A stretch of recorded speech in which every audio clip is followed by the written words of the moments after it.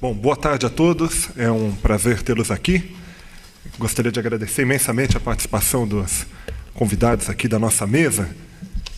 Tivemos aqui pela manhã uma sessão muito interessante, né, que pontuou, na verdade, uma série de questões que agora, de forma um pouco mais exaustiva e um pouco mais focada, nós vamos tentar abordar nessas duas mesas pela tarde, né? A questão da defesa da concorrência, né, primeiramente, e depois a questão da regulação econômica, né? Vou fazer uma brevíssima apresentação aqui dos presentes à mesa e passar a palavra para a professora Lucelena, que vai pontuar e criar, vamos dizer, um incentivo, né, para os debatedores aqui para responderem, tentarem responder um conjunto de questões que nos afligem, né? Então, eu tenho aqui à minha esquerda Eduardo Fiuza. Eduardo Fiuza é pesquisador do IPEA, doutor em Economia pela Fundação Getúlio Vargas do Rio, e atualmente é professor colaborador da Fundação Getúlio Vargas e tem vários trabalhos na área de defesa da concorrência e mecanismos de análise de política antitrust. Professor Antônio Márcio Boinain, que é professor do Instituto de Economia, ele conjuga, na verdade, um bacharelado em Economia e um bacharelado em Direito também. É um professor aqui da casa, fez doutorado aqui no Instituto de Economia e é um especialista no tema de economia agrária, com reflexões a respeito de biotecnologia, inovação tecnológica, reforma agrária, entre outros temas. A professora Lucelena Salgado, que vocês já viram pela manhã, foi conselheira do CAD, ela é professora atualmente da Universidade Estadual do Rio de Janeiro, fez seu doutorado em Economia Industrial e da Tecnologia na Universidade Federal do Rio de Janeiro, e é pesquisadora do IPEA e coordena um grupo trabalhos em regulação e mercados. Temos também agradecer a presença do professor José Tavares Araújo, que esteve aqui também pela manhã, já fez uma brilhante exposição, professor aposentado do Instituto de Economia da Universidade Federal do Rio de Janeiro, foi secretário executivo da Comissão de Política Aduaneira, da Comissão da Câmara de Comércio Exterior, foi secretário de Acompanhamento Econômico do Ministério da Fazenda e tem um dos membros de uma empresa de consultoria na área de defesa da concorrência, negócios internacionais. Temos também a presença, queria agradecer a presença do Sérgio Aquino de Souza, que tem um doutorado em Economia pela Universidade de Pensilvânia e atualmente exerce o cargo de economista-chefe do CAD. Então, a presença dele será muito importante aqui nos debates que se seguirão. E também a presença do professor Sérgio Varela Bruna, advogado, mestre e doutor em Direito Econômico pela Universidade de São Paulo, sócio de um grande escritório de advocacia em São Paulo, especialista na área de defesa da concorrência e presidente do Conselho Deliberativo do IBRAC. Bom, sem mais delongas, eu vou passar a palavra para a Lucelena, que vai pontuar algumas questões essenciais que serão debatidas agora entre todos os palestrantes aqui presentes. Boa tarde, novamente, para aqueles que eu já cumprimentei pela parte da manhã. Boa tarde aos que chegaram agora. É uma imensa satisfação, realmente uma felicidade conseguir reunir nessa mesa expositores do calibre dos que eu tenho aqui comigo. E não vou me estender muito, talvez depois eu, assuma aqui a palavra para fazer uma ou outra pergunta, tentar tirar uma ou outra dúvida, mas o meu objetivo inicial é apenas o de apresentar uma série de questões que Edgar Pereira e eu pensamos como questões relevantes no sentido de que são questões da atualidade do antitrust, né? Questões que estão na agenda do antitrust e que requerem uma análise metodológica, uma análise econômica cada vez mais acurada, cada vez mais formalizada, né? Então, isso é uma das preocupações que a gente tem em mente quando pensa em desenvolver linhas de pesquisa em defesa da concorrência. mais propriamente, seriam linhas de pesquisa em análise metodológica de problemas do antitruste. Então, acho que isso é um tema para vocês, como estudantes, e também para membros de agências regulatórias que eu sei que estão aqui presentes, ou que sei que estão nos ouvindo e que tratam, né, da relação entre concorrência e regulação. Como identificar práticas, como separar o joio do trigo, o que é uma prática anticompetitiva, predatória, exclusionária, vis-à-vis o que é uma prática competitiva, agressiva, né? Como discernir as especificidades de modo a não cometer erros regulatórios, né? Então, é por aí um pouco que eu vou apresentar algumas questões. E, obviamente, essas questões não são nenhuma camisa de força, é só uma proposta de debate, um pouco para organizar as ideias, mas os expositores aqui, com toda a legitimidade que têm, podem, enfim, passar ao largo dessas questões, não as considerarem relevantes e tocar em outros pontos. Mas, então, eu assinalaria, né, uma primeira questão que é recente na agenda antitruste, embora esteja presente aí na vida, no cotidiano das empresas, que é a questão do poder de barganha, né? Então, o que eu pergunto, a princípio, a gente deve entender o poder de barganha como algo conceitualmente diferente do poder de mercado, né? Quer dizer, o poder de mercado sempre visto do ponto de vista do monopolista, né? Enquanto o poder de barganha tem a outra perspectiva, a perspectiva do monopsonista ou do oligopsonista, né? Quer dizer, existem questões conceituais e metodológicas muito diferentes que levariam a lidar com esse problema com outro ferramental, ou ferramental que se tem disponível para identificar práticas de monopólio, de abuso de posição dominante, como quiserem, seriam suficientes para tratar da questão do poder de barganha. Tá? Isso é um dos pontos, né? Que metodologia econômica adotar para tratar esse tema. Um outro ponto que eu sugeri, trouxe como sugestão,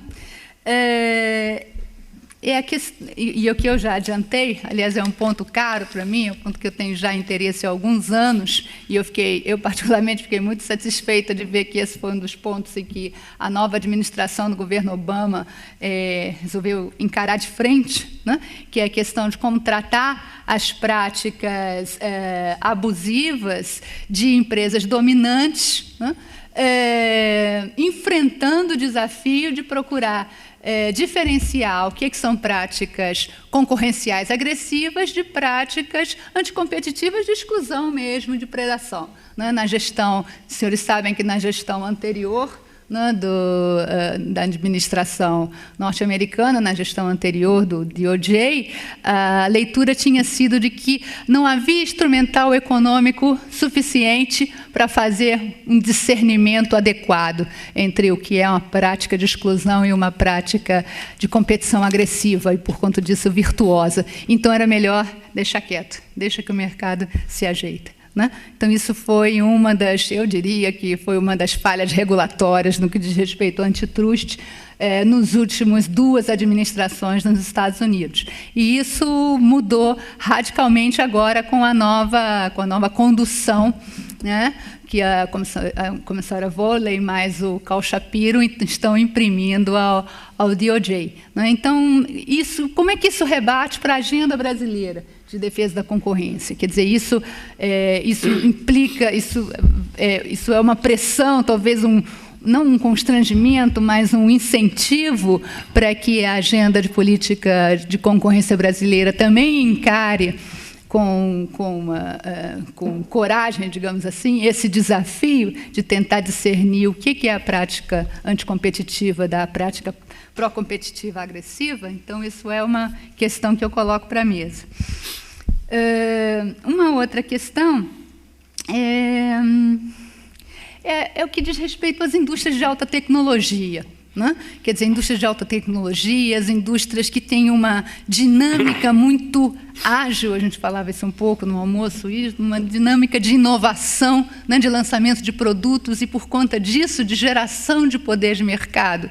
muito ágil e que muitas vezes deixa o regulador ou o aplicador da política antitruste meio tonto diante de como lidar, né, com aquelas novas práticas. Né? Práticas essas que podem gerar um efeito, podem ser benéficas para o consumidor, mas, ao mesmo tempo, gerar efeitos de exclusão de outros concorrentes, gerar efeitos de predação. Né? Então, como lidar com as práticas na internet, as práticas que envolvem direito intelectual e que, muitas vezes, têm direitos de propriedade muito e a questão da relação direito de concorrência, direito intelectual, né? Propriedade intelectual, é algo que decorre daí. Né? Então, tem alguns casos recentes que estão acontecendo. Eu prefiro tratar desses casos que estão acontecendo lá fora, né? Para a gente não pessoalizar demais aqui a nossa discussão em antitruste. Né? Mas, por exemplo, recentemente, o DOJ abriu uma investigação com relação ao contrato de exclusividade que a Google está fazendo com algumas editoras para a colocação dos seus livros, né, enfim, disponibilizados através do mecanismo de busca, do seu mecanismo de busca. Né? E aí a preocupação do DOJ e o que isso significa para o mercado em termos de exclusão dos demais participantes. Tá? Então, isso é uma questão. Então, que instrumental analítico pode ser requerido para tratar dessas novas indústrias, dessas novas tecnologias, na economia de informação? Basicamente isso. Tá? E uma última pergunta que me ocorreu também da conversa com o Paulo, com o Edgar, é uma questão que é muito cara aqui à Unicamp e que eu gostaria de ver os meus amigos especialistas em antitruste se debruçarem sobre ela. É a questão de que muitas vezes as empresas desenvolvem estratégias competitivas voltadas para o futuro, voltadas para a inovação mais adiante, que implicam, por exemplo, fusões, que implicam associações e que, à primeira vista, né, numa análise estática, elas representam, de fato, o quê? Concentração de poder econômico. Mas o que elas podem significar a posteriori em termos de condições para a geração de inovação? Né? Então, é esse trade-off entre estímulo à inovação via investimento, né, via agregação de capital, versus concorrência, é que eu gostaria também de propor para essa mesa. Então, foram 4 questões que eu pensei, obviamente não esgotam o tema antitruste, mas um pouco para orientar a gente. Ô, Lúcia, por sorte, eu tinha preparado um esqueminha aqui à mão para... Como eu sabia que a discussão ia ser muito animada, e como a gente viu hoje de manhã, quando você não prepara a exposição, você tende a falar mais do que é necessário, eu tinha preparado um roteiro focado na discussão do conceito de mercado relevante, e por uma feliz coincidência, como você verá em seguida, eu acho que o roteirinho que eu preparei permite responder, se não a quase todas as questões que se levantou. Não houve conluio, não é? Bom, a primeira coisa que queria chamar a atenção, quer dizer, nunca é demais lembrar que análise antitruste no Brasil é uma coisa muito recente ainda. Nós estamos, talvez, passando da infância para a juventude. Né? Se eu não estou enganado, o primeiro texto sobre análise antitruste escrito por um economista brasileiro, acho que foi um paper da Elizabeth Farina, que ela apresentou na ANPEC. 89. Não, antes, em 1982. Eu era e esse paper foi comentado pelo Eduardo Augusto Guimarães. Também, se eu não estou enganado, a primeira vez que a expressão mercado relevante foi usado num voto no CAD foi pela colega aqui, num dos seus casos famosos. Tudo isso para mostrar como estamos começando essa história. Então, eu estou falando isso porque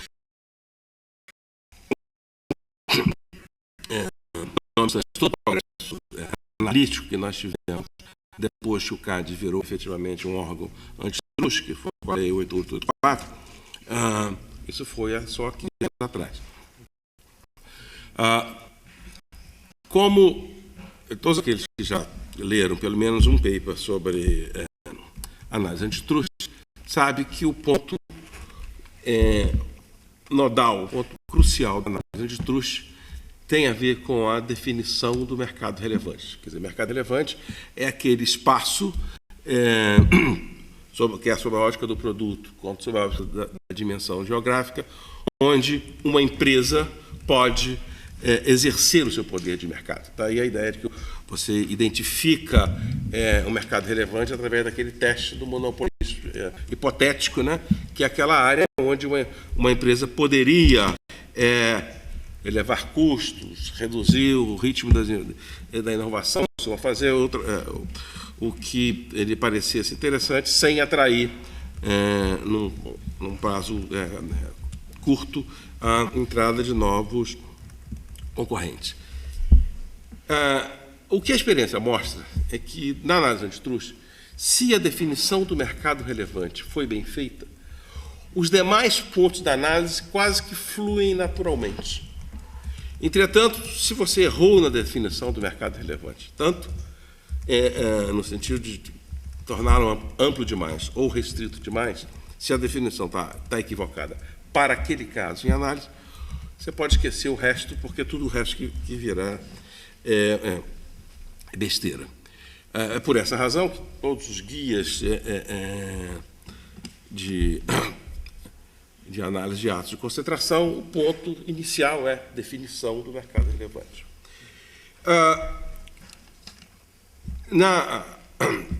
A minha exposição ela vai tratar, basicamente, de chamar atenção para 3 pontos. Quer dizer, o primeiro, e com isso aí já vou adiantando um pouco a resposta a algumas das questões da Lúcia, é que quando a gente olha para um guia antitruste, ele sempre, por falha talvez de exposição, o guia dá a impressão que aquele roteiro lá é um roteiro sequencial, quando na verdade não é.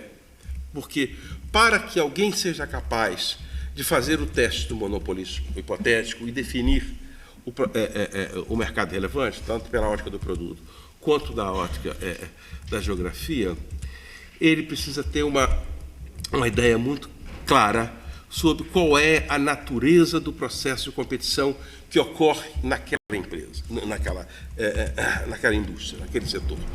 Porque se eu não souber, e depois eu vou dar uns 2 exemplos rápidos, se eu não tiver uma ideia de quais são os instrumentos pelos quais as empresas crescem e ganham poder de mercado naquela indústria, quais são os fatores que fazem com que o grau de concentração daquela indústria é muito estável ou muito instável, porque as barreiras à entrada são tão altas ou não. Ou seja, coisas que eu depois, ao longo da análise, eu vou ter que rever com muito cuidado. Mas eu tenho que ter essa visão de conjunto no início do meu trabalho.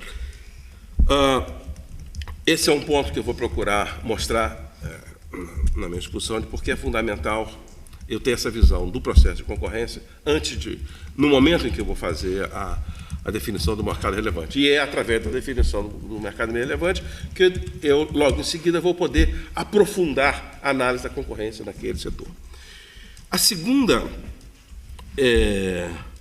O segundo ponto que eu quero chamar a atenção é a questão da análise econométrica, que nenhum economista vai dizer que a econometria não é um bom instrumento. É claro que a econometria é um instrumento muito importante e é particularmente importante na análise antitruste. Ocorre que a econometria ela só te serve para você dar maior precisão aos seus argumentos, demonstrar que você tem razão naquilo que você está defendendo. A econometria jamais vai responder uma pergunta sobre um fenômeno do qual você não conhece. Quer dizer, se você for tentar descobrir a realidade através do teste econométrico, sem ter uma ideia, ou pelo menos uma hipótese de como aquela realidade funciona, certamente, por melhor que seja o modelo econométrico, você falará tolice com ele. O terceiro ponto também tem a ver com a econometria, que é a econometria, sem dúvida alguma, é muito importante. Mas, no caso da análise antitruste, ela só é realmente necessária num número bastante restrito de casos. Porque se eu fiz uma boa análise, qual é a natureza do processo de competição, por que a indústria é dinâmica ou não é dinâmica, se o grau de concentração é alto ou baixo, etc. Na hora que eu vou definir o mercado relevante, num bom número de casos, eu dispenso a econometria, porque a definição do mercado relevante ficou óbvia. E eu posso usar a análise econométrica apenas para ilustrar. Isso me lembra, há muitos anos atrás, eu escrevi um paper para o Hélio Jaguaribe sobre integração latino-americana. É um tema que eu volta e meia volto a tratar dele. Entreguei o paper ao Jaguaribe, ele disse: esse artigo está ótimo, mas põe uma equaçãozinha nele. Eu falei, mas, professor, por que eu preciso botar uma equação? Eu não preciso de nenhuma codificação. Ele falou assim: olha, texto de economista que não tem uma equação é igual texto de advogado sem citação em latim. Bom,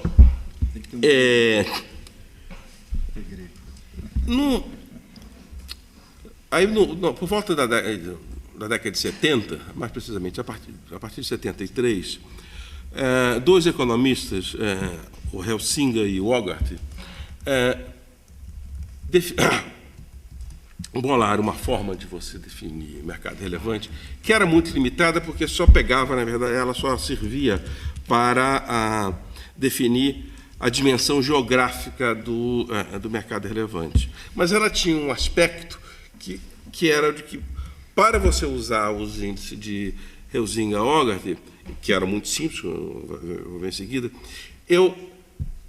ao construir esse índice, eu já estava discutindo o processo de competição, que são esses dois, posso falar daqui, índices que estão ali. Um chama LIFO e o outro chama LOF. LIFO significa Little In from Outside e o LOF chama Little Out from Inside. Ou seja, o primeiro índice, ele mede a parcela das importações sobre a oferta doméstica. E o segundo índice mede o coeficiente de exportação da indústria doméstica. O que eles mostravam, o Helsinga e Hogarth, que isso pode ser aplicado ou para um país ou para uma região. Tá? Se eu tenho um determinado... pensar uma determinada região em que a oferta, as importações são irrelevantes para a oferta doméstica, significa que eu não tenho concorrência externa. Se aquela região também exporta pouco para o resto do mundo, quer dizer, se os dois índices forem pequenos, eu não tenho dúvida que aquelas empresas só operam naquele mercado. Agora, o que é interessante são as diferentes combinações. Quer dizer, eu posso ter, agora vou pensar em termos de um país. A minha indústria ela tem um alto coeficiente de exportação, então, portanto, ela é eficiente a nível internacional, por isso ela exporta muito, mas as importações são pequenas. Bom, aí eu tenho que me perguntar por que essas importações são pequenas. As importações podem ser pequenas por duas razões. Uma é a consequência da primeira, porque como ela é muito eficiente, dificilmente os seus competidores vão conseguir atacá-la no seu mercado doméstico. Entretanto, muitas vezes, eu posso ter um alto coeficiente de desempenho exportador porque eu tenho incentivos governamentais. É o governo que me ajuda com incentivos para eu exportar e, por outro lado, eu ponho barreiras comerciais e eu não tenho concorrência doméstica. Melhor exemplo não há do que a indústria automobilística que foi mencionado de manhã, e sobretudo no caso brasileiro. Depois de 15 anos mais de 15 anos de abertura, o peso, o coeficiente de carros importados no Brasil ainda é incrivelmente pequeno. Então, quando eu começo dessa maneira, quando eu tenho esses dois indicadores e eu procurei entender qual é o significado deles, eu já vou saber se aquelas empresas sofrem ou não concorrência no mercado onde elas operam. E desde logo, esclarece uma dúvida que é muito frequente em análise antitruste, que é quando as empresas operam globalmente, elas sempre tendem a apresentar ao órgão antitruste uma definição de mercado relevante como sendo um mercado mundial. Só eu opero no mundo inteiro. Tá? Agora, do ponto de vista da análise antitruste, é que me interessa se nesse mercado aqui doméstico, se eles estão sofrendo concorrência externa ou não. Bom, esses testes de Elzinga-Hogarth foram muito usados na década de 70, 80 e até o comecinho dos anos 90. A partir daí, eles passaram a ser usados basicamente para definir... Há uma certa adaptação deles para a análise de poder de mercado de hospitais, aí, em vez de exportação e importação, são pacientes da área ou pacientes de fora.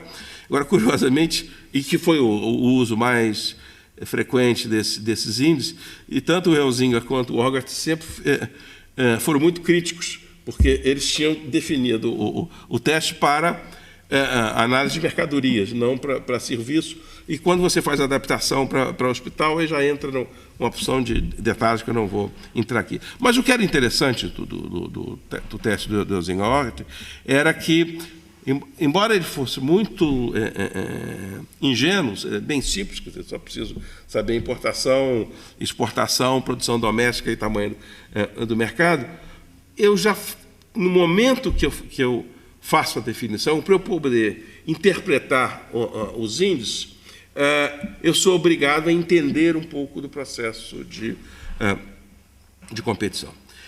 Portanto, quando eu não vou aqui fazer uma revisão dos métodos de definição de mercado relevante, essa é a matéria para o Dr. Fiuza, que tem autor, aparentemente, de uma obra nessa direção, eu vou mencionei um teste simples, agora eu vou passar para o outro sistema. Então, a partir do final dos anos 90, o teste econométrico em moda para definir mercados relevantes é a discussão dos testes de raiz unitária para verificar se uma determinada série de preços ela é estacionária ou não. Quer dizer, aí eu pego a razão de preço, se eu estiver discutindo definição geográfica do mercado, eu pego o preço do mercado doméstico e o preço do mercado internacional. Se houver, se essa razão for estável, eu digo que os preços são o mercado internacional. Ocorre o seguinte, e aqui entra o risco. Quando eu calculo uma razão de preço, pego o preço do mercado doméstico e o preço do mercado internacional, eu só vou conseguir ler, independentemente de eu fazer certo ou não o teste de raiz unitária, eu só vou conseguir ler aquele teste se eu souber o que aquele... como aquele mercado funciona. Senão, eu não tenho nenhuma informação. Bom, primeiro o seguinte, quando eu calculo, pego o preço doméstico e o preço internacional, se ele for totalmente estável, eu faço um gráfico, né, e dá uma reta paralela ao eixo X, eu vou fazer o teste de raiz unitária só por luxo, porque eu já sei que a série é estável, mas eu não vou agregar nenhuma informação. Portanto, vamos imaginar que eu faça e tal, e cheguei à conclusão que a série é estacionária, mas eu estou trabalhando com, por hipótese, digamos, a indústria de mineração. Na mineração, ocorre o seguinte, e aqui eu estou falando de minério de ferro, manganês, alumínio, rocha fosfática, o que vocês quiserem, tá? Ocorre a seguinte coisa, quase sempre as empresas envolvidas são empresas internacionais, que operam em vários mercados, e, portanto, ela no mercado doméstico, ela define o seu preço olhando para o que acontece no mercado internacional. Mas o mercado ele é doméstico por razões de geografia e logística. Quer dizer, o FIUSA deve estar se lembrando, por exemplo, do caso da Vale. O caso da Vale é um dentre vários, onde também havia uma proposta de que o mercado era internacional, porque se eu fizesse, a partir de um determinado momento, comparação dos preços domésticos com os preços internacionais, dava a mesma coisa. A rocha fosfática é outro exemplo. Ora, toda mineradora, ela sempre estabelece os seus preços no mercado local, olhando para o preço internacional, tirando o custo de transporte, acrescentando uma margem que digamos assim, está no limite para não atrair a concorrência externa, né? E essa margem será tão maior quanto forem os obstáculos logísticos e da geografia. Quer dizer, ou seja, para alguém competir no meu mercado, se ele tiver que adaptar vários portos para permitir a exportação para o meu país, tiver que construir uma ferrovia ou montar uma infraestrutura de distribuição, quer dizer, isso é muito custoso para alguém competir, sendo que existem outros mercados consumidores. Agora, a empresa, como ela compete em vários mercados, ela tem o cuidado de preservar a sua reserva de mercado doméstico. Então, na análise antitruste, eu tenho que considerar aquele mercado como um mercado doméstico, porque não há concorrência ali. O que é preciso lembrar, já estou concluindo, é que essas empresas, elas frequentemente operam em mais de um mercado. Tá? Quer dizer, eu posso ser uma mineradora, ou posso operar na indústria de siderurgia ou de outros setores. E essa é outra dificuldade, é que quando eu defino o mercado relevante, já sei como ele funciona, eu vou analisar a conduta das empresas que ali estão, tanto seus objetivos de curto quanto de longo prazo, em função do horizonte de competição que elas têm. O Eduardo Augusto Guimarães, no livro dele sobre teoria da firma, ele tem um conceito muito interessante, que é o conceito de concorrência transindustriais. Quer dizer, são empresas que se enfrentam em diferentes mercados. Então, dessa maneira, o comportamento que a empresa tem num mercado não tem a ver apenas com o poder de mercado que ela tenha naquele mercado e com as relações ali estabelecidas. O que vai determinar a conduta dela é o conjunto de objetivos que ela tem. Então, muitas vezes, eu posso ter até um monopolista bem comportado num determinado segmento, porque ele sabe que, se ele não for bem comportado, os outros vão correr para aquele mercado onde o filé mignon. Por fim, o último ponto, quer dizer, que ilustra a questão de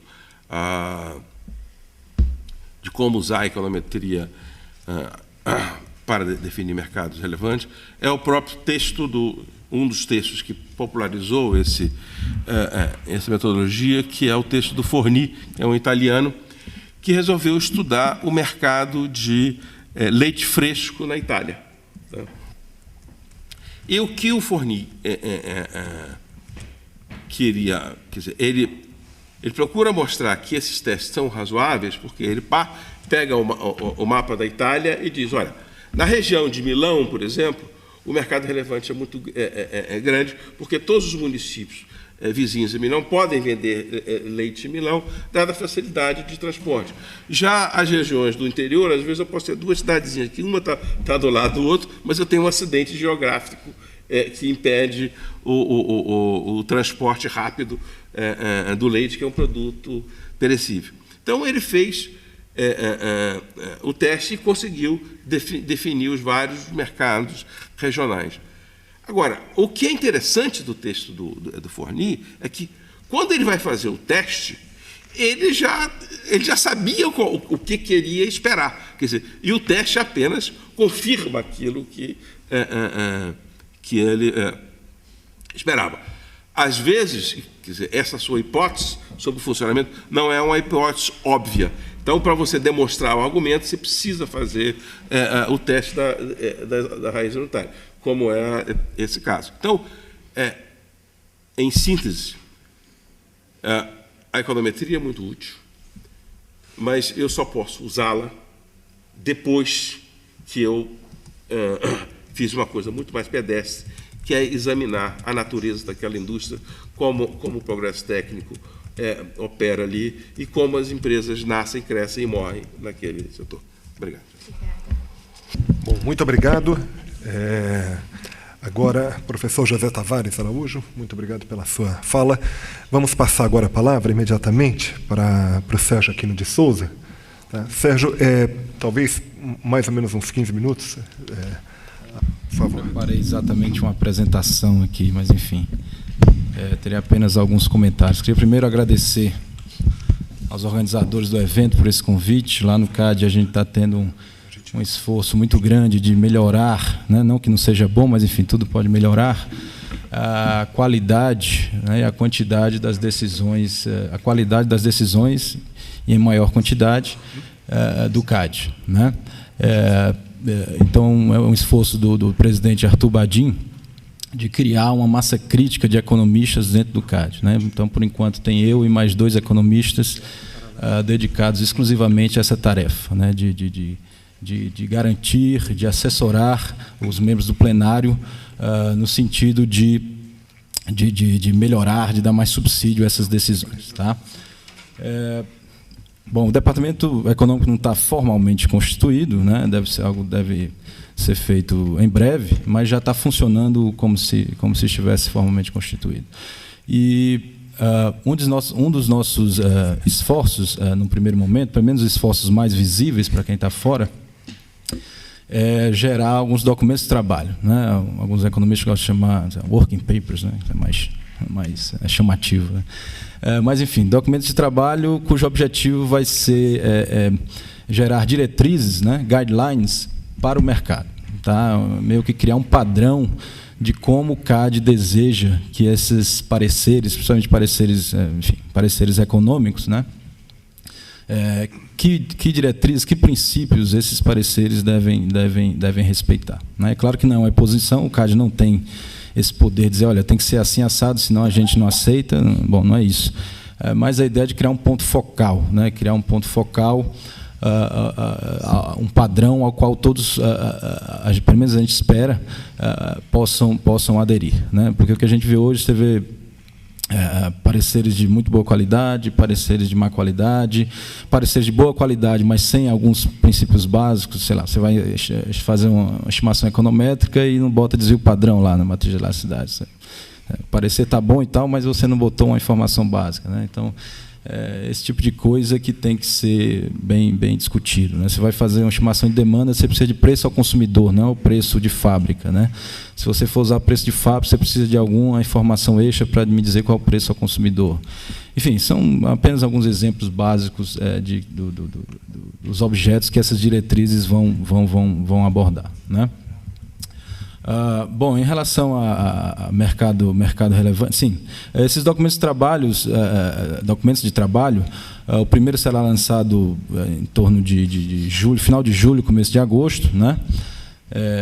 e será sobre justamente análise de demanda. Tá? O segundo será sobre justamente o que foi acabado de ser comentado aqui, será sobre mercado relevante, né? A gente vai contar com a ajuda de alguns pesquisadores do FTC para isso, né? Nossa própria expertise, assessoria do FIUSA também, que tem papers na área, e a gente espera também que seja um documento de trabalho bem interessante. Tá? Esse aí seria para o final de dezembro. Né? O outro seria sobre fusões, tá? Simulações de fusões e outros aspectos ligados a fusões. E no ano que vem seriam analisados outros temas, como a detecção de métodos de detecção de cartel, né? Screening, o cálculo de danos de cartel, coisas do tipo. Tá? Então, essa é a nossa agenda de documentos de trabalho lá do CAD, que eu imagino que seja o objeto mais visível da nossa atividade lá do Departamento Econômico. Com relação enfim, mais especificamente ao mercado relevante, eu acho que realmente é o ponto crucial da análise antitruste, né? Pelo menos na sua análise mais tradicional, mais a qual a gente se apega mais, né? Que é a análise de determinar o mercado relevante e depois, definidas as fatias de mercado, determinar HHI, enfim, C4, e daí determinar se existe ou não barreiras à entrada e etc. Né? Bom, então, nessa análise tradicional, o mercado relevante ocupa um papel central. Né? Você tem as empresas envolvidas na fusão.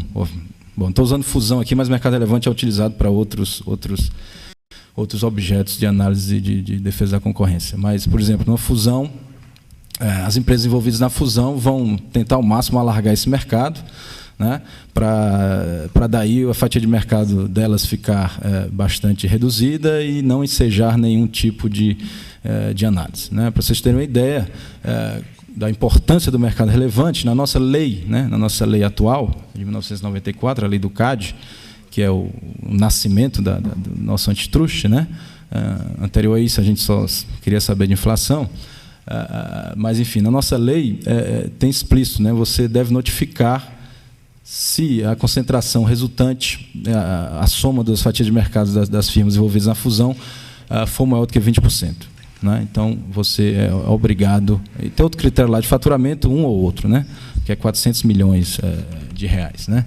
Então, se tiver mais de 400 milhões de reais ou 20% decorrente, concentração de 20% decorrente da fusão, das duas firmas envolvidas na fusão, você deve notificar. Né? Então, esse é não estou dizendo que deve ser assim, até a nova lei vai tirar esse critério de mercado relevante. Né? Pelo menos prevê isso, né? Se for aprovado até o final do ano, pelo menos a gente espera.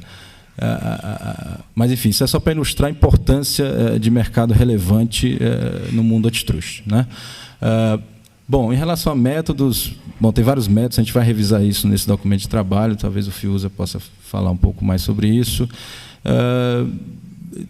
Um método muito utilizado, vou comentar só sobre um deles, que é de preços correlacionados, né, de correlação de preços, de saber se tem duas séries de preços, elas são cointegradas. Se forem cointegradas, cointegradas, na verdade, se tiverem uma relação estável ao longo do tempo. Né?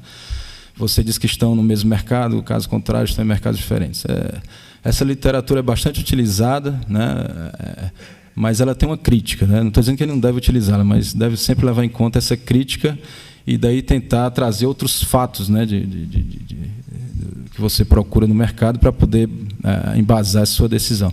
A principal crítica é que dois preços podem estar correlacionados simplesmente devido à oferta e não à demanda, como você deseja. Né? Se você tem produtos semelhantes, mesmo que fabricados em mercados totalmente diferentes, eles vão ter preços correlacionados, né? Porque eles vão usar os mesmos insumos, se houver um choque de insumo, os preços vão se movimentar na mesma direção. Né? Se você produz, sei lá, um Honda Civic no Japão, um Honda Civic aqui no Brasil, certamente são mercados diferentes. O mercado de automóveis não é um mercado mundial, é um mercado nacional. Se houver um aumento de uma determinada peça, do aço, enfim, do insumo do Honda Civic, isso vai aumentar o preço do Honda Civic no Japão e vai aumentar o preço do Honda Civic aqui no Brasil. Mas isso não significa que esses mercados sejam, que o Brasil e o Japão estejam no mesmo mercado relevante. Né? Então, essa é a grande crítica a você usar a correlação de preços como delimitação de mercado. Né? Mas isso não significa que você não deve utilizá-lo, você deve utilizá-lo com certa cautela. Né? O outro comentário que eu queria fazer em relação a uma metodologia relativamente nova, né? O FIUSA tem um paper sobre isso, eu tenho alguns papers sobre isso também, que é sobre simulação de fusão, né? Simulação de fusão é uma coisa que surgiu talvez um pouco de maneira um pouco pretensiosa, né, que era, olha, joga fora essa análise tradicional. Se você tem bons dados sobre demanda, você já mapeou todas as elasticidades, você pode medir poder de mercado diretamente, né? Usa lá um modelo lá de Bertrand, etc., e você simula o aumento de preços decorrente daquela fusão, né? Então, é uma proposta um pouco pretensiosa que meio que joga fora toda a análise tradicional. Bom, então esses modelos foram utilizados pelo Verden Fröbel, o Eduardo me corrige aí. Um dos primeiros papers foi em 1994, o Logit Model, né, o Antitrust Logit Model, que foi bastante aplicado, bastante não, mas enfim, relativamente falando, foi bastante aplicado em casos de fusão. E teve na Europa um caso sobre a fusão da Scania com a Volvo em caminhões, né, que foi utilizado um modelo bastante interessante, foi feita simulação de fusão, mas no primeiro momento as cortes negaram a utilização desse modelo. Enfim, era uma coisa, eles alegaram que era uma coisa muito nova e não dava para confiar toda uma decisão a um modelo, né? A um modelo de simulação de fusão. Mas o que está chegando a consenso hoje é que, olha, a ambição inicial desses modelos pode realmente não se verificar, né? Porque esses modelos, como todo modelo, é uma simplificação, tá? Você usa, enfim, competição em preços, produto diferenciado, Bertrand, e como toda simplificação tem limitações, né? Então, é basicamente reconhecer essas limitações e reconhecer alguma complementaridade entre as duas análises, né? Você nunca vai deixar de fazer análise tradicional, mas é interessante se você tiver um modelo, se você puder fazer, nem sempre você pode fazer, né? Todo mercado você pode fazer isso. Mas, se você puder fazer, se tiver dados sobre isso, estimular a demanda, não custa nada fazer um modelo de simulação de fusão e saber se isso está alinhado ou não com a análise tradicional de mercado relevante, análise de barreiras à entrada, tempestividade de entrada, etc. Então, é mais ou menos a ideia que eu defendo, e eu acho que é a ideia que está se solidificando entre as agências antitruste, né? Que é a complementaridade entre esses métodos puramente quantitativos, eu poderia classificar assim, e métodos mais tradicionais, né? Bom, então é isso que eu queria falar. Minha intervenção vai ser pontual em relação a outros temas. Agora vamos passar a palavra para o Eduardo Fiuza. Bom, apesar da Lucilena ser minha chefe, eu acho que saí um pouquinho do roteiro dela, mas eu fui pensando nas coisas que eu tenho estudado, coisas que ainda estão no meu portfólio de linha de pesquisa para frente, né? Então, eu estou entremeando algumas ideias, vou passar comentando coisas à medida que eu for avançando, vou comentando a fala do Zé Tavares e do Sérgio. Vamos começar aqui. Eu tentei fazer duas coisas. Falar um pouco sobre métodos, como era o principal objetivo, e dar uma pincelada na macroestrutura da análise de defesa da concorrência, puxando justamente pelo lado da necessidade da articulação, para você também poder fazer um estudo mais amplo, né, sobre a defesa da concorrência, tentar sair um pouco do caso, né, case by case, né, da análise antitrust, e tentar olhar um pouco todos os mercados em geral. Eu vou dar um exemplo de medicamentos, onde inclusive tem um paper recente que chama atenção para isso, né, que as cortes ficam olhando caso a caso e perdem a visão do todo. Então, falando um pouco resumidamente, e aqui eu aproveito para fazer a propaganda do nosso livro verde, né, Métodos Quantitativos Aplicados à Defesa da Concorrência e Regulação, que está disponível na Secretaria de Direito Econômico para compra, deve ter aqui na biblioteca da Unicamp também. E muitos papers também podem ser baixados do site do IPE. A gente fez toda uma um levantamento de métodos quantitativos aplicados à estimação de demanda, à simulação de eficiências, guias de análise que servem de base para as próximas atualizações dos guias de análise atuais do CAD, que ainda estão, tem uma parada nos últimos anos, mas parece que a nova administração do CAD vai retomar.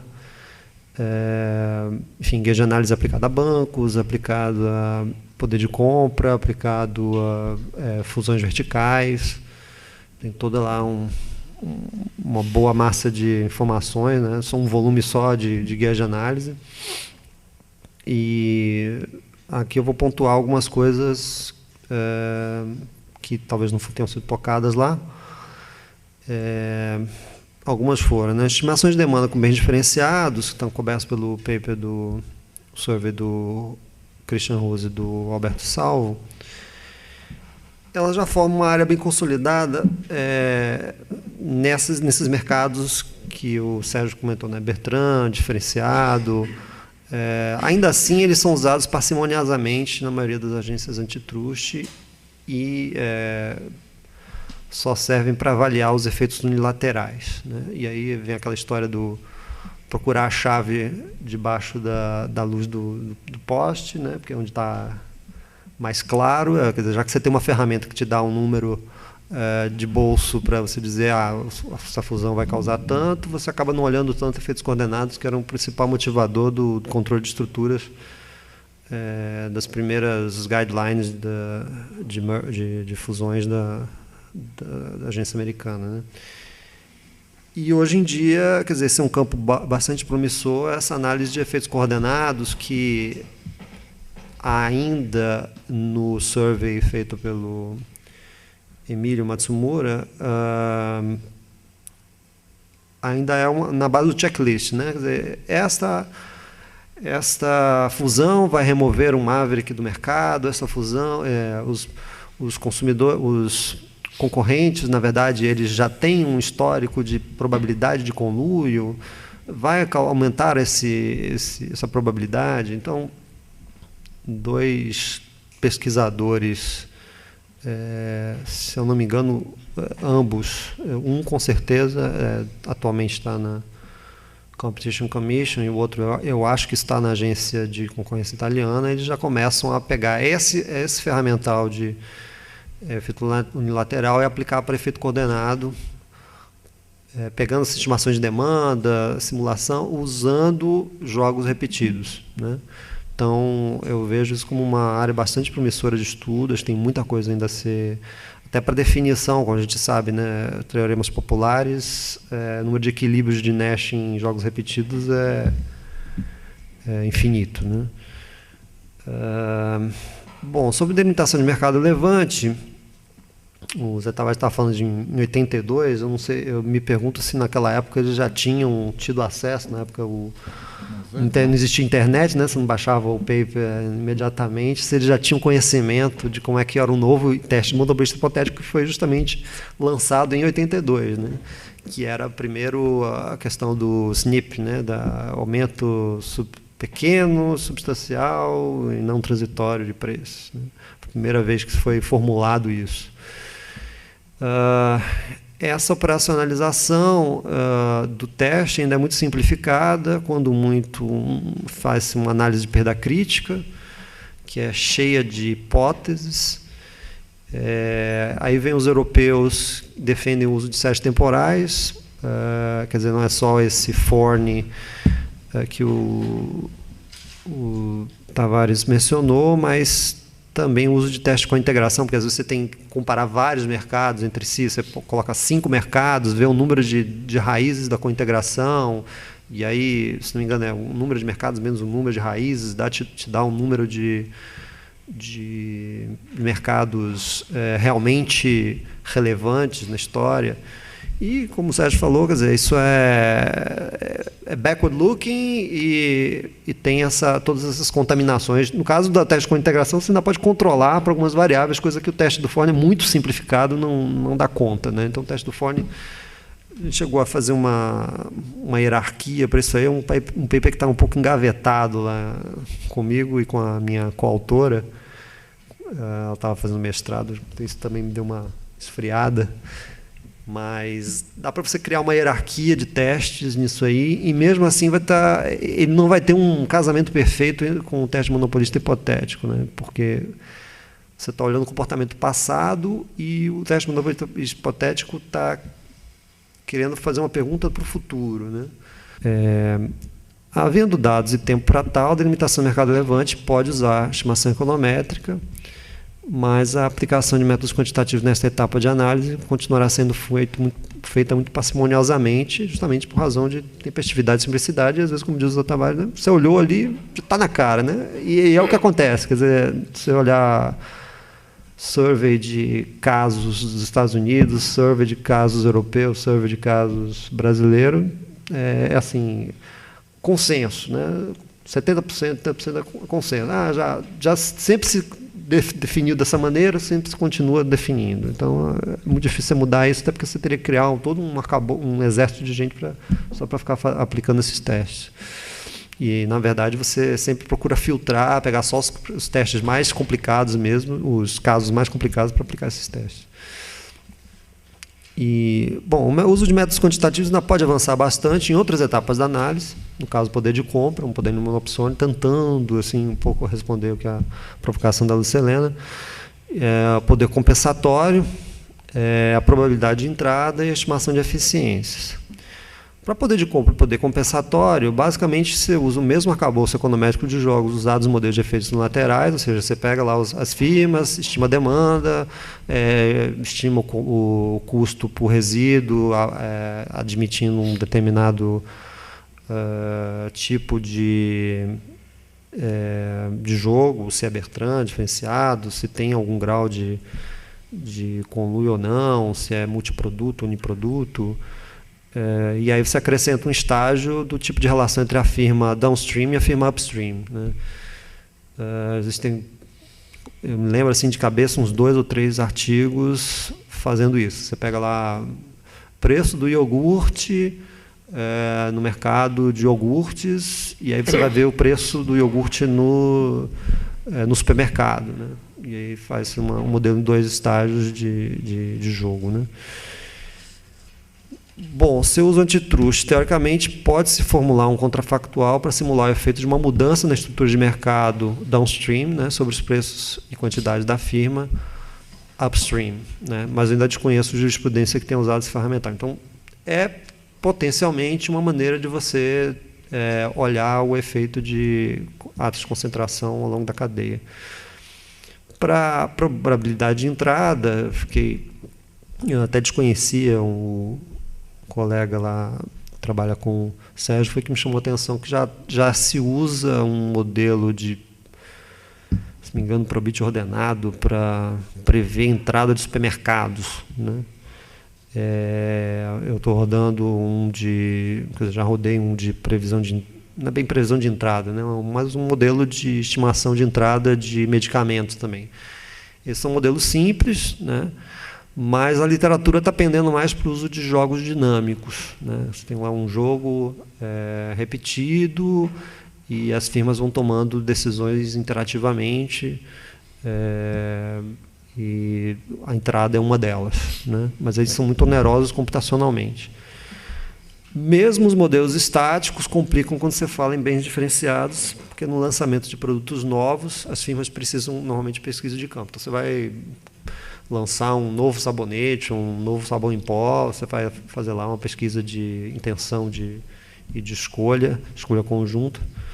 O econometrista que não tem, principalmente do CAD, que não tem como contratar uma empresa de marketing e sair fazendo pesquisa de campo, ele vai ter que chutar. Se ele tiver um modelo de escolha discreta e conseguir lá listar as características, né, do bem, ele pode simular o efeito de uma entrada, mas como normalmente esses de escolha discreta são baseados na família Logit, tem que ser aquele modelo Logit mais complicado, né, com características aleatórias, coeficientes aleatórios, porque aí te dá realmente você passa por cima desse problema da independência de alternativas irrelevantes. que é a história do ônibus vermelho e do ônibus azul, né? Em alguns casos, as evidências indiretas são mais úteis, e isso os práticos da concorrência vão usar mais. Notícias sobre instalação de capacidade, pipeline de dimensões, isso eu acho que é pouco utilizado ainda no sistema, né?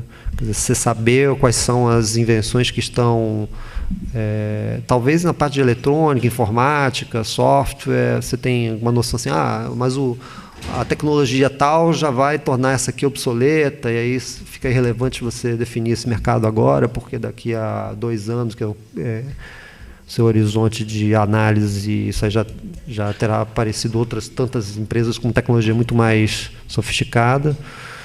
Descoberta de jazidas, antecipação de melhoras logísticas, previsão de mudança de regra de comércio internacional. Para eficiências, você pode fazer estimação de funções de custo ou de produção, e aí fazer a simulação dos ganhos de eficiência usando hipóteses realistas. Quando eu falo realistas, porque toda vez que chega a aparecer lá, pelo menos na minha época, chegava a aparecer lá na SDE de eficiência, o cara previa uma quantidade, o crescimento da produção, quando na verdade você está preocupado se aquela fusão vai reduzir a produção, né? E o cara quer aumentar o preço. Então, coisas completamente descasadas. Isso sempre foi uma crítica que eu empunhava lá a bandeira, que abaixo os pareceres de eficiências feitos por consultorias que não entendem nada de antitrust. Outras áreas promissoras dos métodos quantitativos para responder a questões de concorrência são muito pouco exploradas ainda no Brasil. Mercados dominados por negociações bilaterais e por leilões. Além disso, a inter-relação entre a regulação e a defesa da concorrência gera toda uma gama de estudos quantitativos sobre o impacto da primeira sobre a última, que trará feedbacks e insights para a questão da macroestrutura. Nas negociações bilaterais, ferramenta econômica é basicamente você saber bem teoria de contratos, né? Contratos incompletos, custos de transação, repetição de contratos, para você entender esse tipo de arranjo de mercado. Preços e quantidades são obtidos em processos de barganha, e você usa os modelos de barganha de Nash, e normalmente, né? Mas o relacionamento dinâmico entre as empresas requer o estudo desses investimentos em ativos específicos e hold-up, que é o caso, por exemplo, de franquias. Já teve casos aí de, acho que McDonald's com franqueados, o preço do aluguel, enfim, das lojas. Direito de propriedade, foi um caso interessante que eu tratei sobre as peças, que as montadoras contratavam as fabricantes de autopeças mas ela era dona do desenho da peça, então isso amarrava o fornecedor com o dono do carro, né, o fabricante do carro. No caso de mercado de leilões, essa acho que é uma avenida que sim, aparece porque essa acho que é mais fácil de levantar dados, né? Você tem um boom de portais de compras eletrônicas, tanto governamentais como privados, isso gera uma massa de dados que permite testar inúmeras hipóteses trazidas da teoria de leilões que interessam não só ao sistema de defesa da concorrência, como é o caso de colusão em licitações, como as políticas de governo em geral, né? Fomenta a microempresa, que é a Lei Complementar 123, que criou a chance da microempresa dar o último lance para tentar igualar na licitação, no pregão. Política industrial, a gente está lá no IPE, está começando a estudar o complexo industrial da saúde, né? E a inter-relação entre concorrência, política industrial e poder de compra. A reorganização do sistema de compras públicas e da legislação pertinente, no caso, a Lei de Licitações 8666. Em leilões, várias ferramentas de análise econômica são disponíveis. Você tem a econometria estrutural de leilões, quer dizer, você vai estimar os parâmetros do leilão, e aí normalmente são métodos não paramétricos. Eu falei parâmetros, mas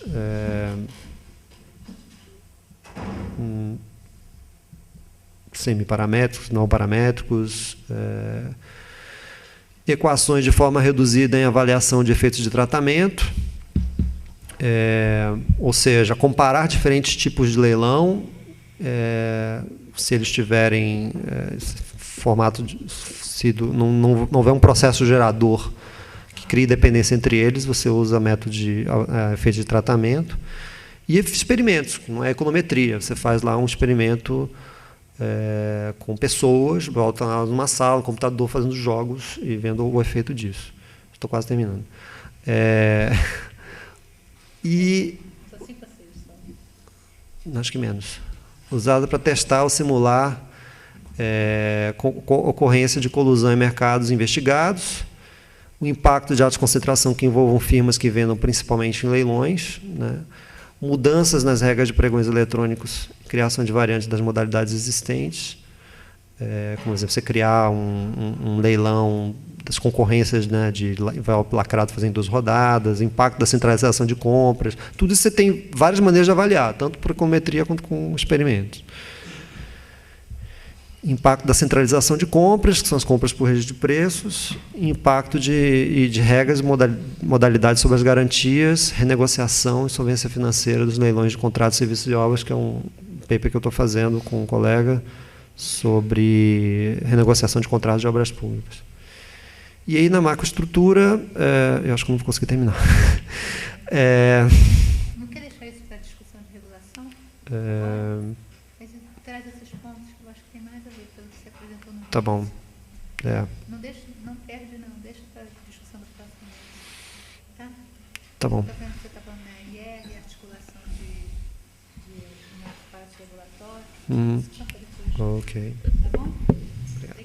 Muito bem, como o nosso tempo está se tornando bastante escasso, eu vou passar a palavra para o senhor Sérgio Bruna, tá, para considerações. Daí também muda um pouco aqui o enfoque, né?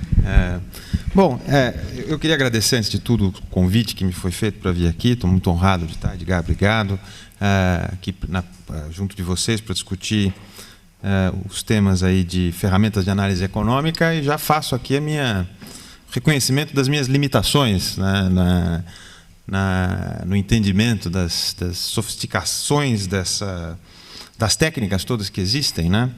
Então, acho que posso fazer um rápido depoimento aqui como usuário, né, de análise econômica, ou como alguém que convive com a discussão do resultado dessas análises para fim de enquadramento e aplicação de normas, né, para a função de um advogado propriamente dito. E ao fazer isso, eu acho que, enfim, corro o risco de ser um tanto tosco ao falar das minhas angústias com relação ao convívio com a dinâmica desses processos de análise.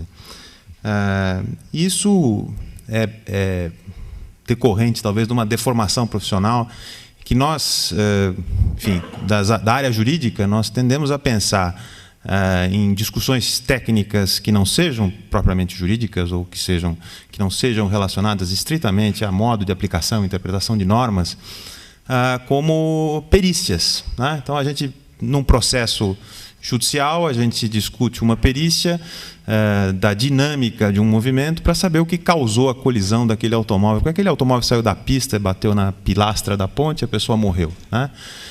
Eu tendo a buscar uma resposta que me diga a causa. A causa desse acidente foi tal, e isso é um dado certo. Ou, supostamente, só serve, só presta para alguma coisa naquele processo se a gente puder presumir que aquilo tem uma dose de certeza.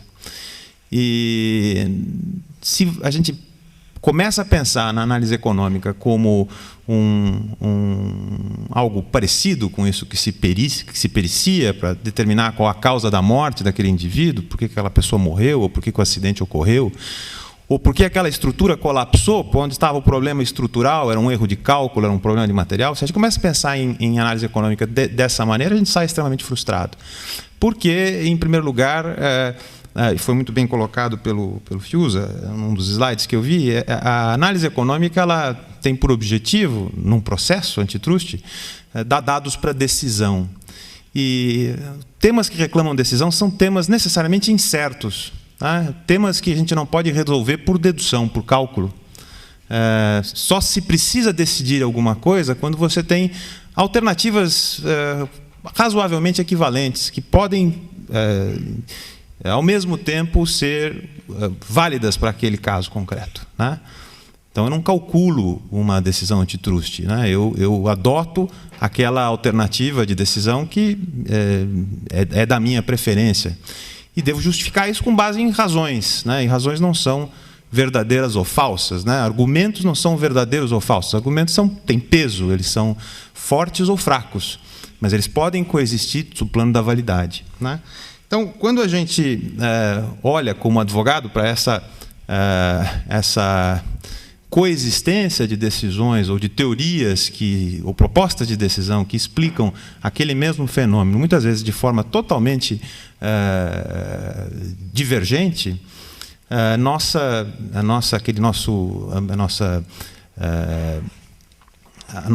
necessidade de certeza para a decisão, como se fosse uma perícia, nos traz uma angústia, que é essa angústia que eu estou aqui dividindo com vocês. As ferramentas de análise econômica, pelo menos na minha experiência profissional, já de 10 anos na área antitrust, não nos dá respostas unívocas, ela nos dá possibilidades de resposta. Isso para um operador do direito, para alguém da área jurídica, é angustiante. Isso nos leva a problemas práticos que também a gente deve ter em mente.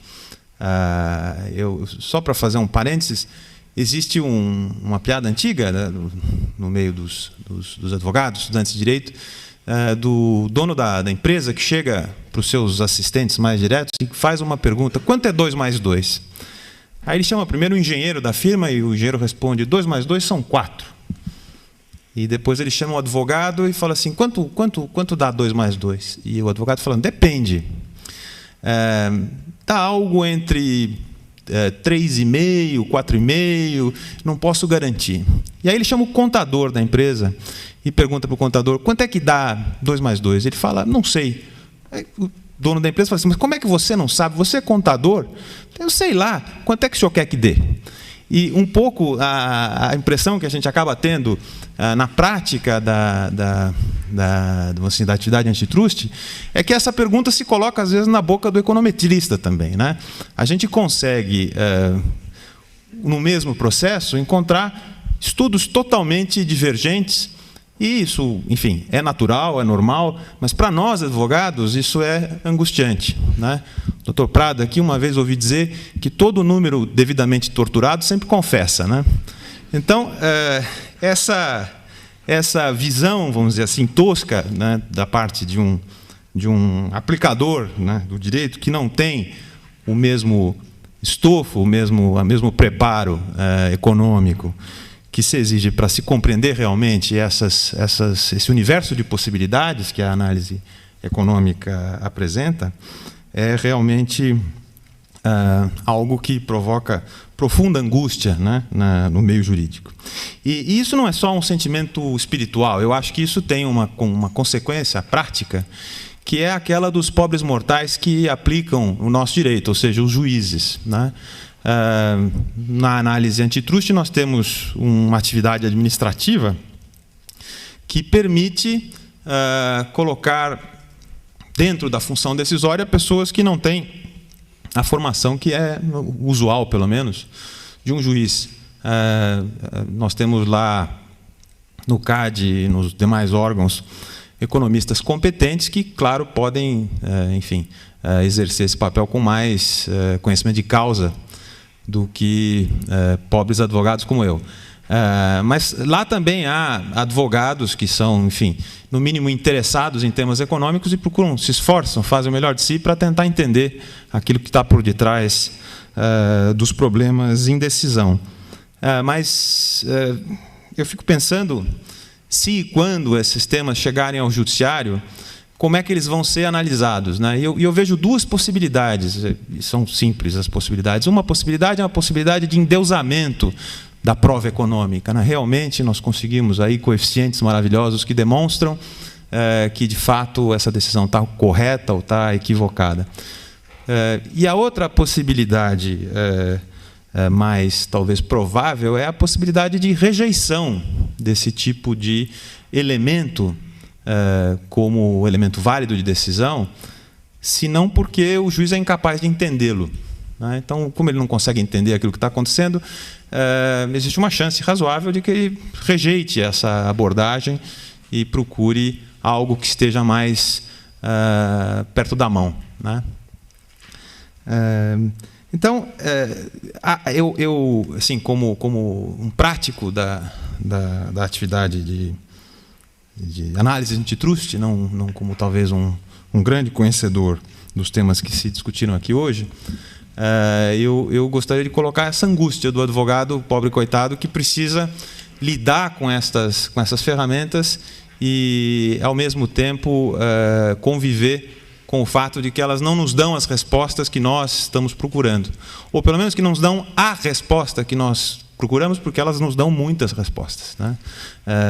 Então, basicamente isso, acho que como um depoimento, vamos dizer assim, pragmático do outro lado da moeda, né? da parte não econométrica ou não econômica dessa questão. É basicamente isso. Obrigado.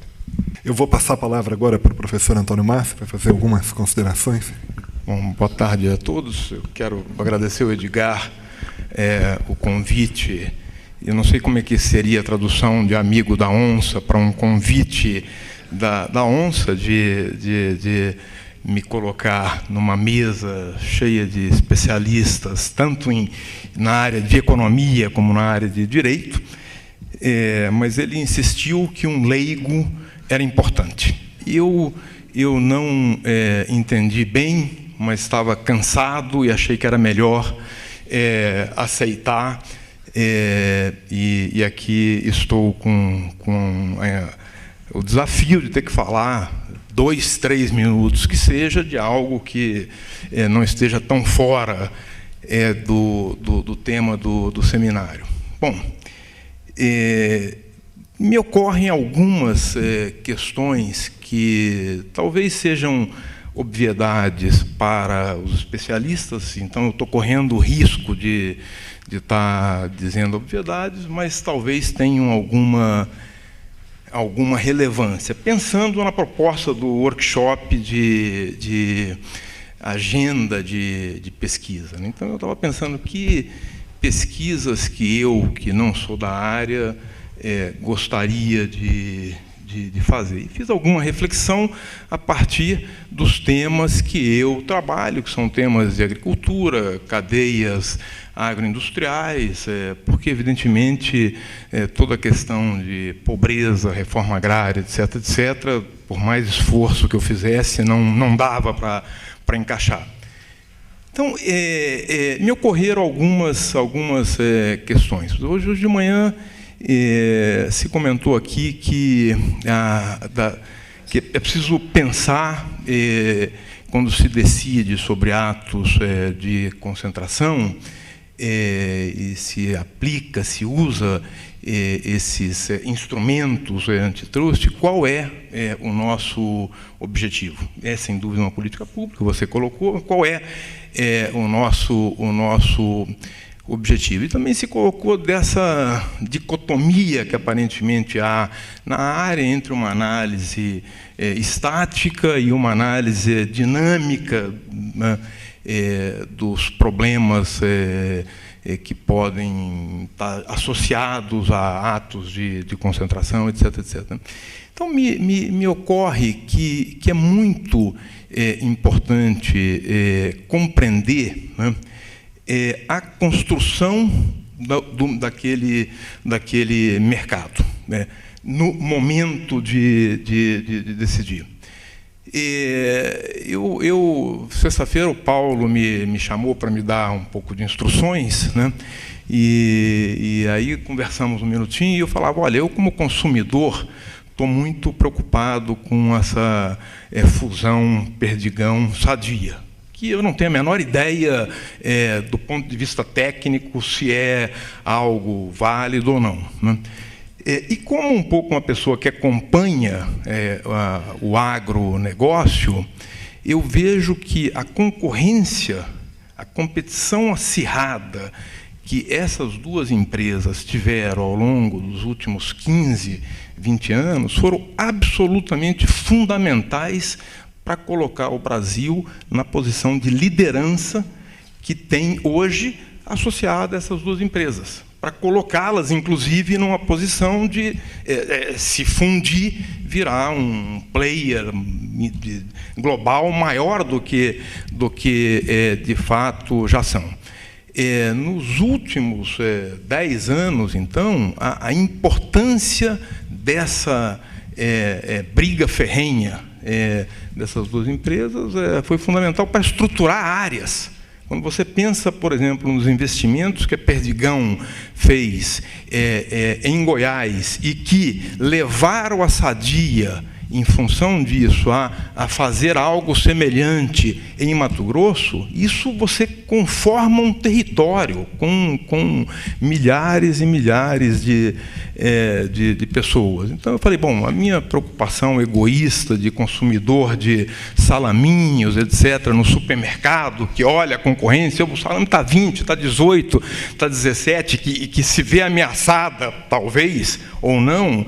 Eu falei, bom, talvez tenha algo além do que essa preocupação individual, que seria egoísta. Quer dizer, aí a minha sugestão é de que, bom, talvez seja interessante a gente ter como uma linha de pesquisa acompanhar alguns desses casos. Claro que as decisões serão tomadas, têm sido tomadas, mas eu vi no final de semana que há muito estudo, o próprio CAD tem algum acompanhamento do que ocorre, mas talvez isso possa ser um acompanhamento mais de uma linha mesmo de pesquisa. Quer dizer, o que aconteceu depois? Como é que foram os investimentos? Qual foi, de fato, a inovação? Nós, de fato, viraram esse player internacional? E quais os benefícios para, digamos, o mercado relevante que estava sendo definido, e me ocorre que o mercado relevante, em alguns casos, é a sociedade brasileira, quais de fato foram os benefícios? Houve, não houve, etc., etc. Então, eu pensei que talvez isso pudesse fazer algum sentido. Uma linha de pesquisa que acompanhe os resultados para saber se, de fato, aquela decisão que foi sustentada, bom, primeiro, legítima, legal, e que algumas vezes foi sustentada em algumas hipóteses, de fato, ocorreram. Bom, claro que isso pode ser viés da minha área, que é a área de avaliação de impactos, e eu já estou aqui tentando criar digamos, uma demanda nova para o pouquinho que eu sei fazer, que é avaliar impactos de políticas públicas, nesse caso seriam de decisões associadas à política pública. Então, esse é um tema que eu deixo aí. O segundo tema que me ocorre também a partir de trabalhos de pesquisa nosso é a relação entre PI, propriedade intelectual, e concorrência. Isso é um tema que eu acho relevante, que eu vejo que aqui no Brasil ainda tende a ser pouco estudado, até pouco veiculado. Quando é veiculado, é muito com tintas muito ideológicas, sem uma boa fundamentação ou sem um bom conhecimento do que está acontecendo, de fato, no mercado, né? Então, na própria área, por exemplo, nossa de agronegócios, estudos da agricultura, tem coisas interessantes, são mudanças tecnológicas que estão gerando direitos de propriedade intelectual. O caso dos transgênicos é o mais evidente. Isso vai aumentar no futuro. E um pouco da dinâmica de inovação do setor tem determinado que, por algum tempo, esses detentores de direitos de propriedade intelectual tenham sido monopolistas naquela tecnologia. Então, a Monsanto, por exemplo, durante alguns anos, foi, de fato, a única empresa que tinha condições de oferecer a tecnologia do transgênico, né? Então, você tem uma relação evidente. Agora, o fato de ter um monopólio não se traduz automaticamente no exercício desse poder, como no caso da Monsanto, ela não conseguiu exercer nenhum poder relevante no monopólio por uma série de circunstâncias que vale a pena ser estudado. Então, mas no senso comum, e no senso comum, muitas vezes se aplica decisões de política públicas que são muitas vezes baseadas no senso comum e não raramente no mau senso comum, né? Então, no senso comum, A é igual a B. Portanto, Monsanto é monopolista da tecnologia de transgênico, é um mal que deve ser combatido, vira uma questão de segurança nacional, nacionalista, etc., etc., etc., etc., sem o conhecimento da dinâmica, nem do mercado que gera a inovação, nem do mercado que é o consumidor da inovação, que no fundo é o agricultor, que é o inovador ao incorporar e que, de fato, coloca ou não limite. Então, essa seria uma segunda linha. Eu acho que tem, na área de indústria farmacêutica, uma aplicação enorme dessa relação entre PI e concorrência, é uma coisa bem importante. E o terceiro ponto está relacionado ao tema de atos mais de concentração ou integração vertical, né? E aí você tem casos muito interessantes que vale a pena, talvez, a gente analisar, porque são casos assim bem... que, quando a gente olha, talvez, na aparência, tem toda uma indicação de que você pode ter mercado excessivamente regulado, pouco concorrencial, e talvez não seja. Por exemplo, no caso do agronegócio, as integrações ou semi-integrações verticais são comuns e tendem a crescer. E tendem a crescer porque as cadeias de suprimento são cada vez mais exigentes e precisam controlar cada vez com maior rigor todo o processo produtivo desde do início. E isso tem implicado exatamente nessa integração ou quase integração vertical com uma regulamentação muito pesada. Nós acabamos de fazer um estudo sobre organização e indústria, organização e funcionamento do mercado de tabaco no sul do país, que acabamos de lançar um livro sobre esse tema, o qual recomendo a todos. Infelizmente, não está sendo vendido na banquinha aqui de livros ao lado, um descuido. Bom, então, será segunda ou terceira compradora, eu agradeço.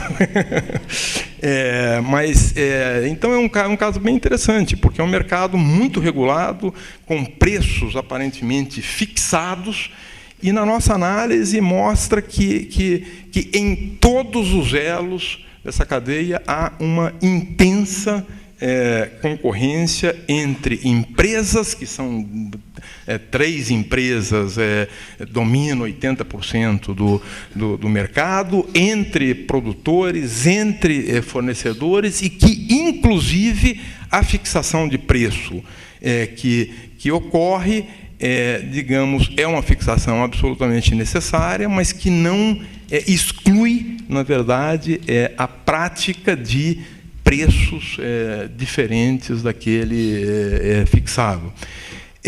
E ali nos ocorreu que, claramente, uma regulamentação, por exemplo, hipotética do CAD, condenando esse tipo de organização, como aconteceu anos atrás, em algo não semelhante, mas não era exatamente a coisa da laranja, teria um impacto absolutamente negativo.